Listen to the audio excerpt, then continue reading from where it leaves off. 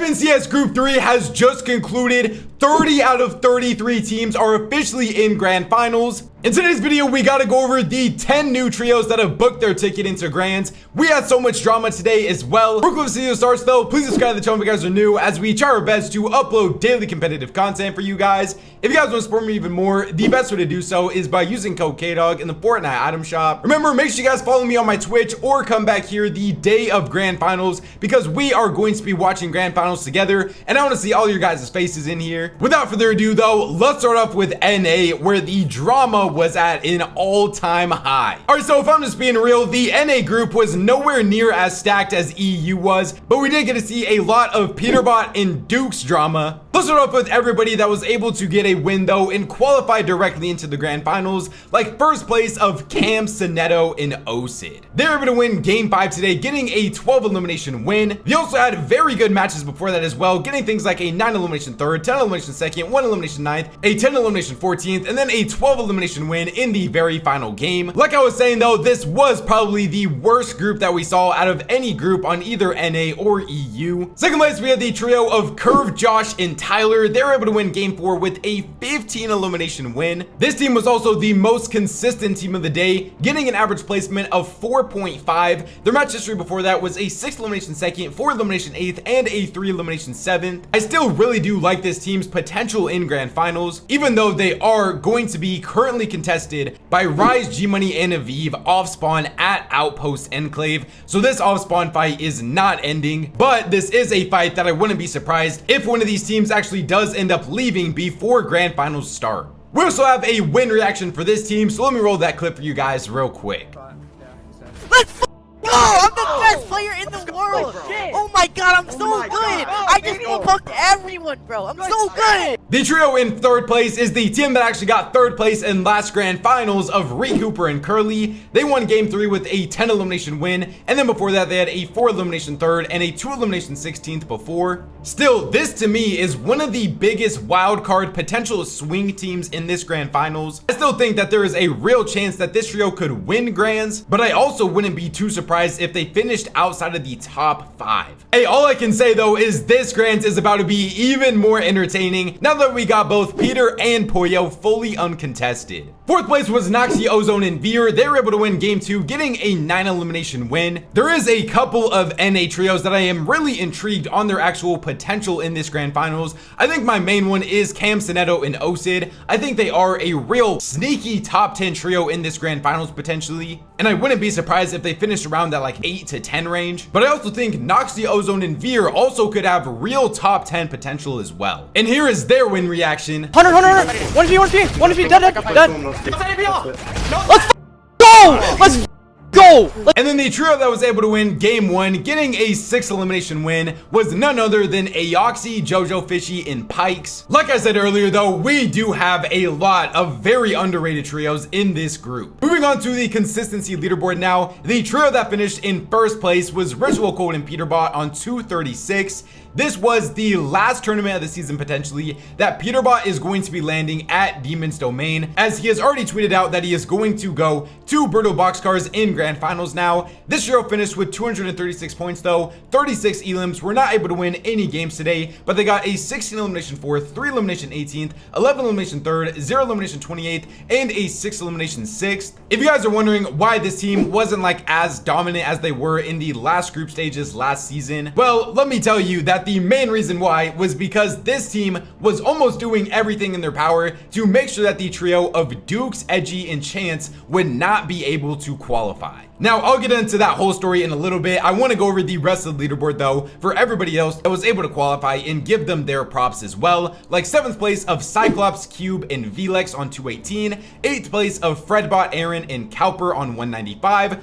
9th place of Enough, Salt, and Smiley, and then rounding out the top 10 was Aimred, Gary, and Angel on 171. And that is all of the final 10 trio names making their way into the grand finals that will not have to compete in the last chance qualifiers. All right, so I know you guys are here for the drama. Let's talk about it. In 15th place was the trio of Dukes, Edgy, and Chance. Now, basically what Peterbot's team was doing every single game was they would loot up quickly off spawn and then go and try to hunt down Dukes' trio as fast as they possibly can. And yes, of course they were doing this because Dukes' trio was the only competition that they were going to have at Brutal Boxcars. This led to a lot of different tweets, some of them that I can't even read by Dukes because it's literally just like hard TOS. But Edgy tweeted out, sold the qual pretty bad, but these guys suck. See y'all in last chance qualifiers. Gonna make sure we qual. See y'all at Boxcars. And then Dukes ended up responding to Peterbot's tweet and he said, if I don't see you there, just know somebody will. And then Peter responded, just broke down in tears, sobbing, please don't.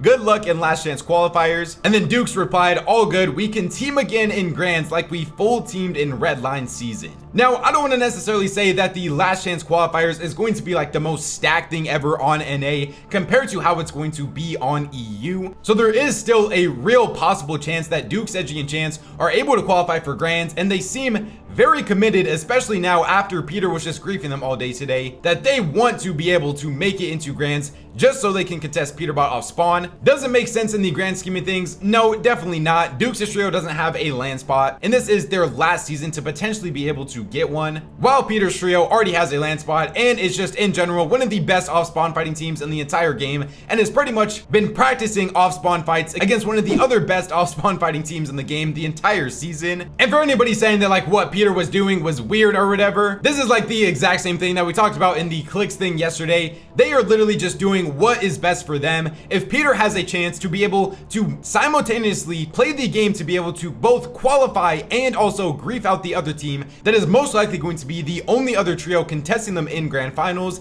it is just a smart play at the end of the day. They are doing what's best for them, and any other trio that is in their position would do the exact same thing. The other big names that were not able to qualify, unfortunately, was like 22nd place of Death, Sales, and Encrypted. We also had like Nut, Npen, and Zen in 24th, also not being able to qualify. My predictions today were just straight airballs. We're not going to talk about it though. Everybody has to miss sometimes. I went double 8 out of 10 yesterday, so I'm just going to move on from these predictions completely right here. All right, let's move on to the final grand finals map that we currently have right now. Of course, this thing can still update throughout the upcoming week, and people are trying to do like automated maps and everything now, and I'm not gonna lie, Vital needs to upgrade their system a bit. This map just looks so everything's just all at the same place. We have no color coordinating for which teams are contested or anything like that. It's all kind of just a complete mess right now. So if you guys can realize, we already have some drop spot changes. We have Reet, Cooper, and Curly officially going to the resistance base. Now, the only reason that we really got it from this was Curly saying tired of getting outlaws and gray pumps every single game. So we already have a bunch of different teams just trying to claim flooded frogs already, of course. Sphinx actually ended up tweeting out as well, going flooded frogs when I qualify for grands. So I mean, I think Sphinx is one of the first ever people to claim a drop spot before even qualifying for grand finals. Hey, he's just showing that confidence, gotta respect it. We also have Phaser, King, and PH Zen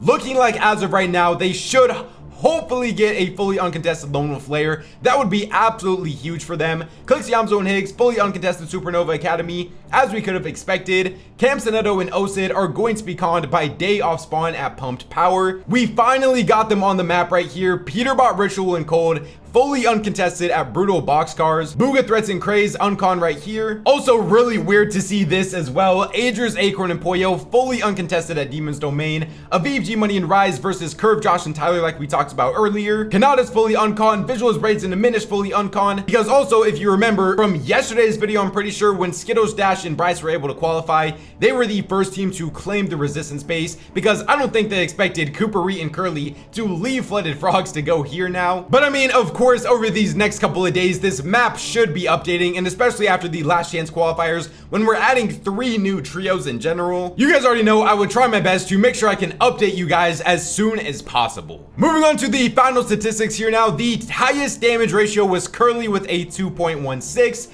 Most damage to players was Tyler with 4,129. Pretty substantial lead even on Peterbot, who finished with 3,485. The most elims was Cam with 14, Curve in second with 13, Peterbot in third, Osin in fourth, Cold in fifth, Cowper in sixth, Josh in seventh, Fredbot in eighth, Ritual in ninth, and then Kiri in 10th. The most assists was also Tyler, Time and Storm was Metro, and then Time Alive was Curve with an hour and 44 minutes. So like I've been saying, not the most stacked NA group of all time. Let's actually move on to something that was so entertaining today though, and that was EU Group 3. Oh my gosh, the Group of Death EU Group 3 did not disappoint at all. I would have to say myself, one of my favorite group stages that I have ever watched. We got to see big upsets, huge last game clutches. Let's go over everybody that was able to get a win though, like first place of Artist, Vanke, and iFrozzy.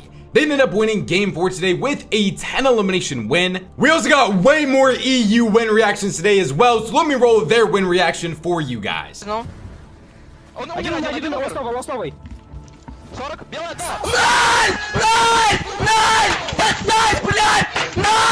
Second place was Cheatin', Trexer, and Mappy. Now, if there was ever a team that needed a Game 5 miracle, it was this trio right here. If you look at their previous match history before Game 5, they got a 1 elimination 28th, 6 elimination 15th, 1 elimination 30th, 6 elimination 14th, and then in their very final game, they were able to get the job done and get an 8 elimination win to secure their spot on the battle bus in grand finals. Now, this was actually a trio that I ended up predicting to win a game, and if you're wondering what reason I went off of that, it was because they won 1 Eval Cup so far this entire season. I saw the win potential for this trio, and even though it took them until game 5, they were able to clutch up and secure the win, and we also have a win reaction for these guys as well. Let's go!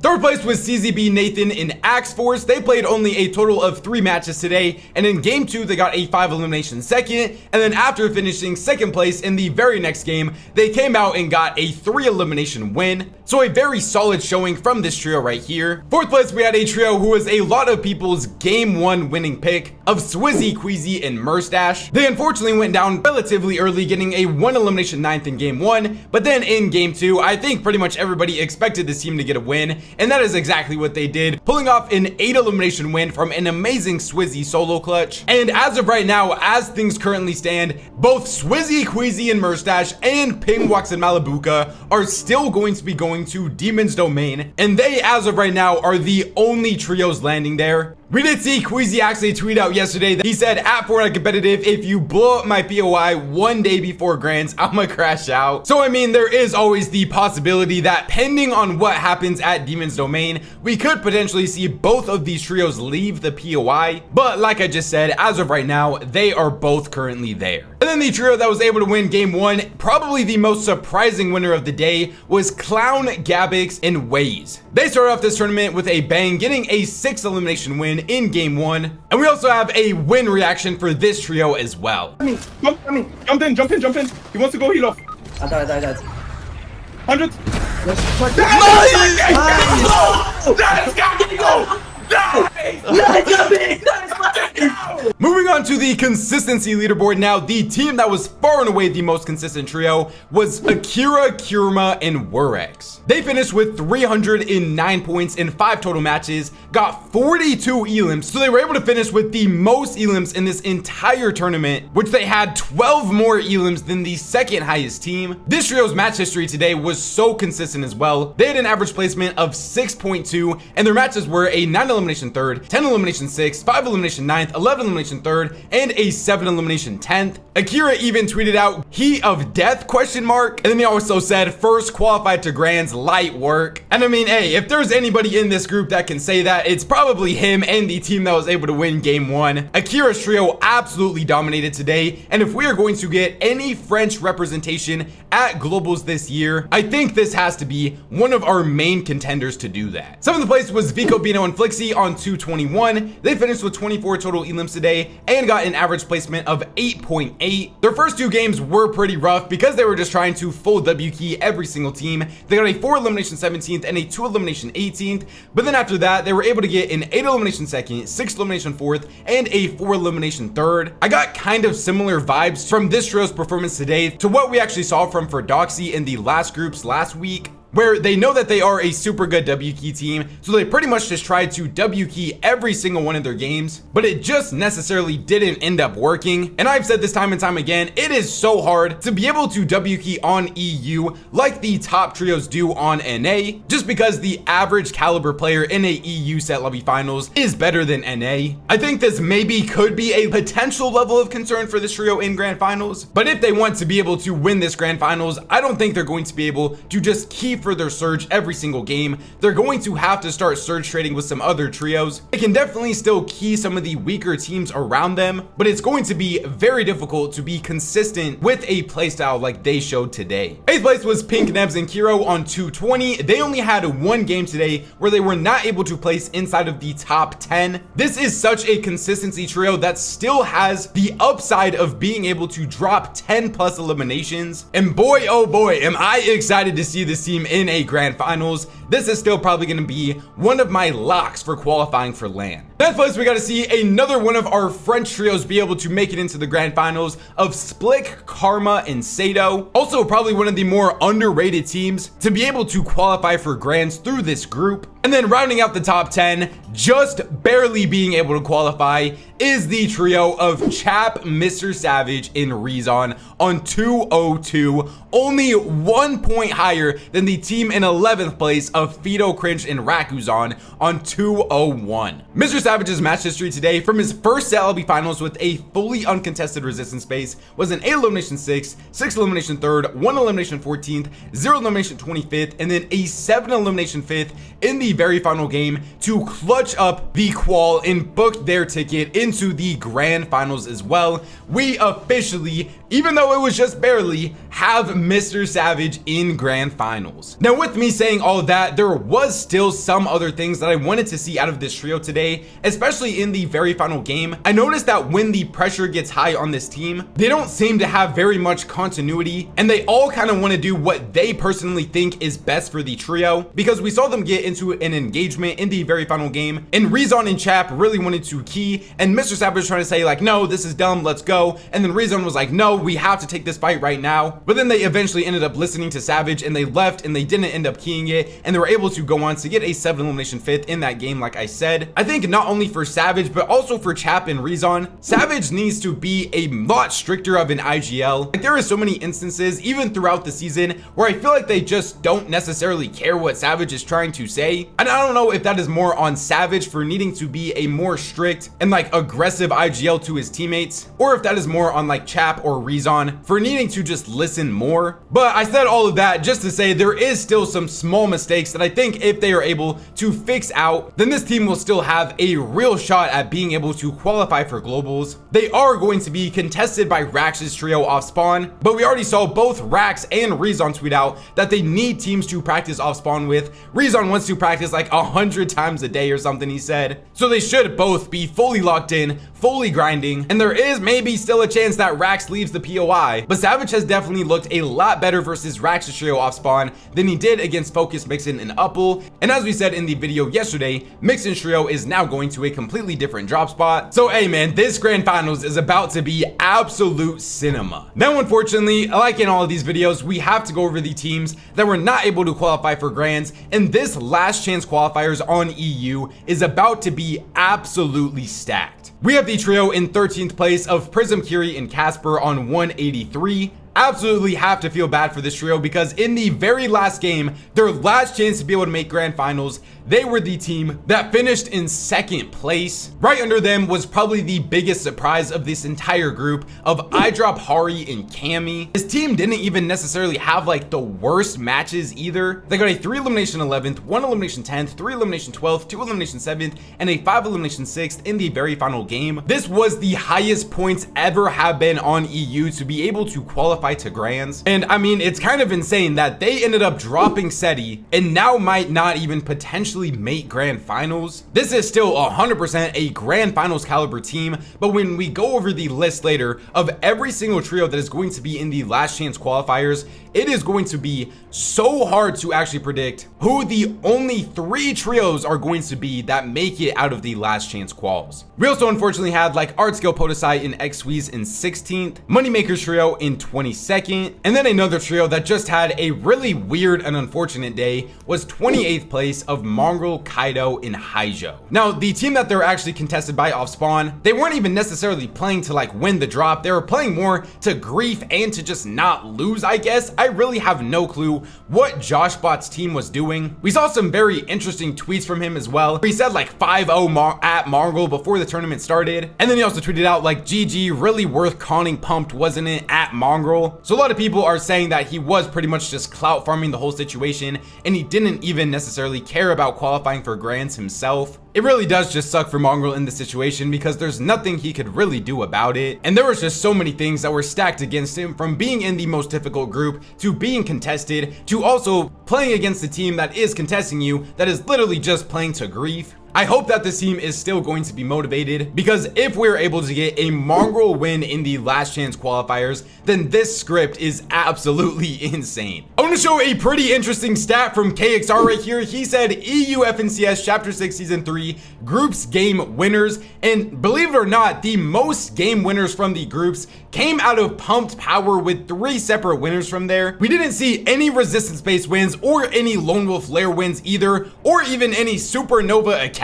wins. Just a pretty random but cool graphic I wanted to show you guys. All right, let's talk about every single notable team that is going to be in the last chance qualifiers. We have Shark, Comeback, and Blaha, Thomas HD, Sky and Scroll, Kamihari and Eyedrop, Mumsy, Refsguard, and Skydrop, Podesai, Artskill, X-Squeeze, Mongrel, Kaido, and Haijo, Dex, Etwy, and Eclipse, Tripper, and Hellfire, and Strapped, Moneymaker, Fanayan, and TD, Stormy Right, Radion, and Zarbe, Fido, Cringe, and Rakuzan, and then Yanis, Noah Riley, and Kidwell. But I think Yanis is looking for a brand new trio, and like Boop said at the end of this, and many more. And remember, only 3 names are going to be able to qualify from this list right here. And a lot of the times in last chance qualifiers, we see at least one just completely random team that nobody even expects to win. So this last chance on EU is about to be absolutely insane. All right, let's take a look at what the current grand finals map looks like. As it says right here, all 30 out of 30 teams are currently marked, and we are just waiting on the 3 final teams from the last chance qualifiers.